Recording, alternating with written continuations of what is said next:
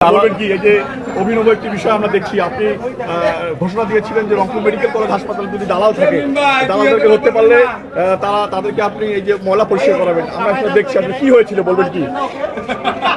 Rangpur medical college হাসপাতালে দালালদের যে চক্র কিংবা দালালদের দ্বারা যে পেশেন্ট, রংপুর মেডিকেল কলেজে দীর্ঘদিন ধরে দালাল চক্রদের যে উৎপাত, সাধারণ রুগীদের সাথে যারা আসেন তাদেরকে যে বিভিন্নভাবে হয়রানি করা হয়, তাদের টাকা নেওয়া হয়। এবং আপনারা জানবেন যে একটা ট্রলি এক কেবিন থেকে আরেক কেবিনে বা এক ওয়ার্ড থেকে আরেক ওয়ার্ডে নিলে বিভিন্নভাবে হয়রানি করা হয় টাকা পয়সা না দিলে।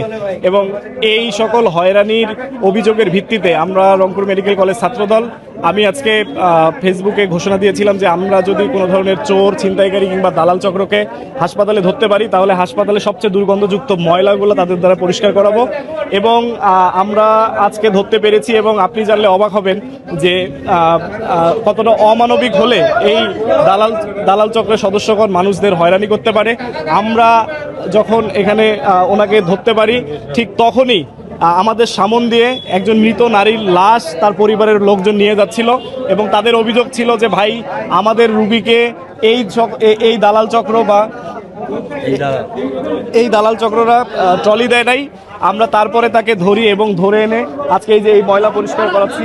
এবং এই ধারা অব্যাহত থাকবে, শুধু আজকেই না, আমরা ছাত্রদলের পক্ষ থেকে বা যারা সচেতন মানুষ আছে আমরা সবাইকে আহ্বান জানাই যে আমাদের এই কাজগুলোতে সাহায্য করুন। আমরা রংপুর মেডিকেল কলেজকে এই দালাল চক্র থেকে খুব দ্রুত মুক্ত করবো ইনশাল্লাহ। এবং পেশেন্ট পার্টিকে আমরা সর্বোচ্চ সেবাটুকু দিতে চাই।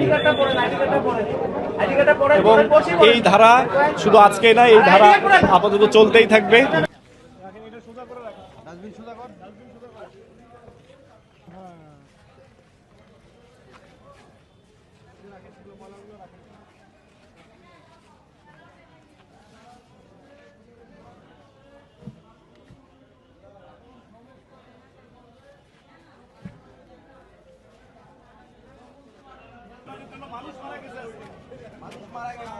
ভালো করে দিয়ে দিয়ে থাক,